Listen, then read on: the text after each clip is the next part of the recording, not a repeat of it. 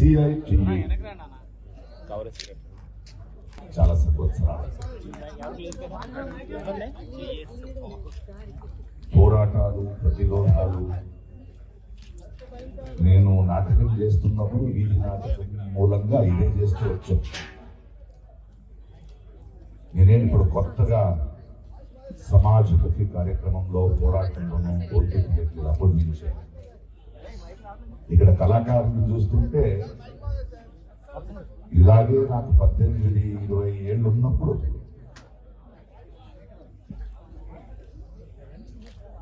పల్లెటూళ్ళకి, ఊరూరికి వీధి నాటకాల మూలంగా సమస్యల గురించి ప్రచారం చేసేవారు. మీకు ఎలా వచ్చింది ధైర్యం ఇలా మాట్లాడడానికి అన్నారు.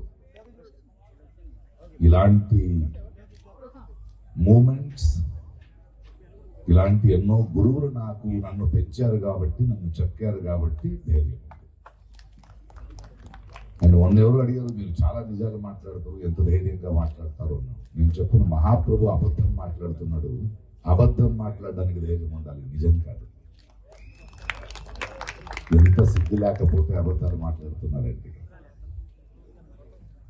ఈరోజు శ్రామిక ఉత్సవం. ఒకప్పుడు మన సమాజంలో ఒక సామెత ఉండేది, చెమట చుక్కకి ఓటమి లేదు అని. చాలా కావ్యాత్మకంగా ఉండేది. కానీ ఈ రోజు పరిస్థితులు ఉంటే శ్రమికులకి బ్రతికే పరిస్థితి లేదు. నేను వీధి నాటకాలు చేసేటప్పుడు ఒక ధన్వంతరి చికిత్స అని ఒక నాటకం వేసేవాడిని. అందులో అంటే దేవతలు వీళ్ళందరూ పైన ఒక ఔతణ కూటం ఏర్పాటైంది.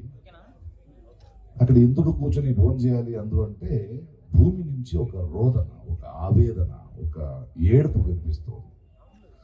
నారదుడిని పిలిపించి, అది ఏంటి చూడవయ్యా, ఎందుకు ఏడుస్తున్నాడు ఆ మనిషి, తినలేకపోతున్నాను అంటే, లేదు సార్, ఏదో బరువు ఆడుకుంటే మీద ఉంది, అందుకే ఏడుస్తున్నాడు. అయితే మంచి డాక్టర్కి చూపించాలి కదా అంటే, నారదుడు వచ్చి ప్రపంచంలో ఉన్న అన్ని డాక్టర్ని, వైద్యులను తీసుకొని ఎంత చికిత్స చేసినా ఆ రోదన ఆగలేదు. అప్పుడు దేవతలకు ఒకడు వైద్యుడు ఉంటాడు, ధన్వంతరి అని, వాడిని పంపిస్తాడు. ఆడు వచ్చి భూతత్వంతో చూసి, స్వామి ఇది ఆ కార్మికుడు, ఆ రైతుడు, వీడు గుండె మీద ప్రభుత్వాలు, కార్పొరేట్ సంస్థలు కూర్చున్నాయి, ఆ బరువుని మోయలేక ఏడుస్తున్నాడు, ఆడు దాన్ని తొలగించాలి అన్నాడు. అది ఈ రోజు జరుగుతున్నది. ఇలాంటి ఒక పరిస్థితిలో మనకి CITU లాంటిది ఒక నమ్మకం, ఒక హోప్.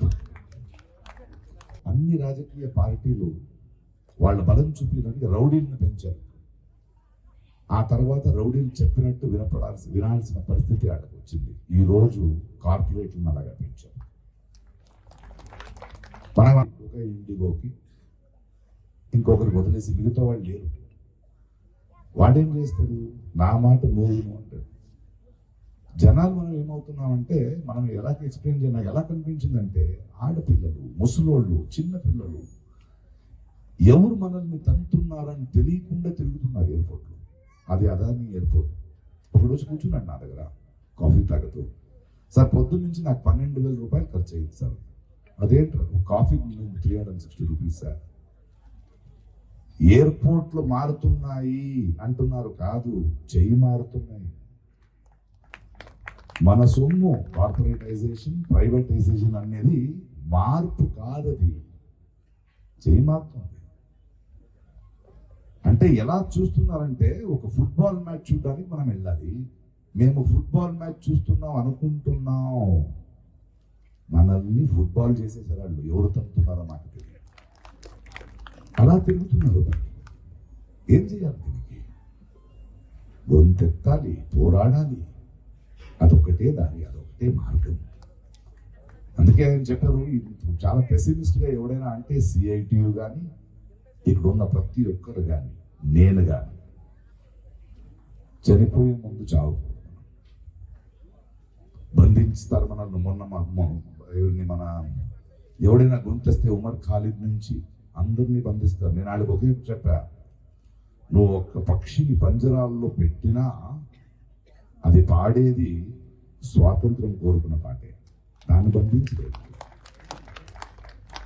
అండ్ నాలాంటి వాడిని నువ్వు ఏం చేయలేవు. ఎందుకంటే ఏమండి, బాగున్నారు కదా ఇండస్ట్రీలో, బాగుంది కదా మీ లైఫ్, మీరేం కార్మికుడు కాదు, రైతుడు కాదు, అలా కాదండి. అది నా బాధ్యత. వాళ్ళ గొంతు అవ్వాలి, అవ్వకపోతే ఎలా అది? సో ఈరోజు విశాఖపట్నంలో ఉద్యమాల చాలా అవసరం ఉన్న స్పేస్ ఇవాళ మనం వైజాగ్ స్టీల్ ప్లాంట్ ఉండొచ్చు. ఒకటి ఎందుకంటే మాకు మధ్యాహ్నం ఒక పత్రికా ఇందులో చెప్పాను, అమ్మేవాడు కొనుక్కునేవాడు ఉంటే ఓకే, మన ప్రభుత్వాలు వాళ్ళే అమ్ముకున్నారు ఆల్రెడీ, వాళ్ళు అమ్ముడు పోయారు ఆల్రెడీ. ఇవాళ మీడియా అమ్ముడు పోయింది, ప్రభుత్వాలు అమ్ముడు పోయాయి. ఆయన చెప్తున్నాడు కదా, మనువాదాన్ని అమలు చేయడానికి ప్రయత్నం చేస్తున్నారని. మొన్న 26న మనకు సంవిధాన దివస్, కాన్స్టిట్యూషన్ డే. 26వ తారీఖు భారతదేశం ధ్వజం ఎగరాలి. ఒకరోజు ముందు భాగధ్వజ ఎగురుస్తున్నాడు మహాప్రభు, జైలు వస్తున్నాయి ఆయనకి. ఐడియా ఏంటంటే నెక్స్ట్ ఇయర్ 26 ఆవికి రావాలని. మనువాదాన్ని అమలు చేసే ప్రయత్నంలోనే ఉన్నారు. దానికి ఒక ఎగ్జాంపుల్ కూడా చెప్పి నా మాట ముగిస్తాను. భారతదేశం ఒక సరోవరం అయితే అందులో బ్రహ్మరాక్షసుడు ఉన్నాడు, కనిపించట్లేదు. మీరు ఆ సరోవరం మీదున్న కమల పువ్వు ఉంది కదా, దాంతో పోరాడుతున్నాం, అది బీజేపీ. కానీ పోరాడాల్సిన దాన్ని కాదు, దాన్ని పెంచుతున్నా, దాన్ని సబలీకరణం చేస్తున్న ఆర్ఎస్ఎస్ తో పోరాడాలి. వాళ్ళు కనిపించరాళ్ళు, వాళ్ళు బీజేపీ రూపంలో ఉంటారు, లేదా వేరే పార్టీ పేరులో ఉన్న రాష్ట్ర ప్రభుత్వాలను కొనుక్కుంటారు. వీళ్ళు అమ్ముడు పోయారు.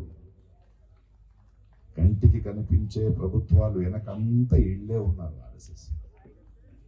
దాన్ని వేరు సహిత మనం తీయాలి. దానికి మనం నిరంతరంగా మాట్లాడుతూ ఉండాలి. నిరంతరం నేనున్నప్పుడే గెలవాలని లేదు.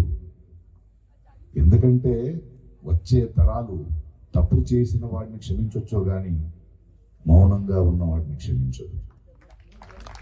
నేను మౌనంగా ఉండను. ఏదో చెప్తారు కదా, ఫ్లో బాగుంది, దీంతో వెళ్ళిపోవచ్చు అంటే వెళ్ళిపోను. నేను ఒక ప్రవాహంతో వెళ్ళిపోవడానికి చచ్చిపోయిన చేపలు చాలు, ఎదురీత ఇవ్వడానికి, వేయడానికి జీవంతో ఉన్న చేపలు. సిఐటి వంటి ఇలాంటి మహాసభలు, మీ చైతన్యం, ఈ శ్రామిక ఉత్సవాల సాంస్కృతిక రాయభారులుగా మీరు బయలుదేరుతున్నారు. ఇప్పుడు కూడా ఒక పుస్తకం ఎవరో నాకు ఇచ్చారు, దాన్ని చదువుతున్నాను. ఇలా ఒక కళాకారుడుగా, ఒక ఆర్టిస్ట్గా నేను సాంస్కృతికంగానే పోరాడతాను. అక్కడ కూడా నా రాజకీయాలు. సిఐటిలో ఈ సమావేశానికి వచ్చినందుకు చాలా ఆనందంగా ఉంది. Local to global news at your fingertips. మీ చేతిలో ఒక ఆయుధం. Download Raw TV app. Media legend Ravi Prakash is back.